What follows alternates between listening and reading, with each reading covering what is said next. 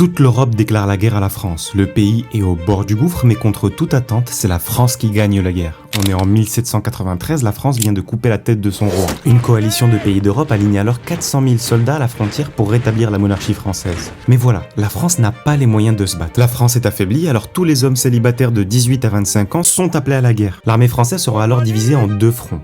Le premier front, le front A, avec les meilleures troupes pour faire face à l'archiduc Charles, le meilleur général du moment. Et le front B, où l'on envoie les troupes les moins bien payées, les moins entraînées, sous les ordres d'un général inconnu de 26 ans, Napoléon Bonaparte. Malgré quelques étonnants petits succès au début de la guerre, l'armée principale sur le front A est écrasée. L'armée française bat en retraite, c'est qu'une question de temps avant que Paris tombe, la République est au bord de l'effondrement. Et tout à coup, la coalition capitule. La France vient de gagner la guerre. Quoi? Comment ça on a gagné la guerre?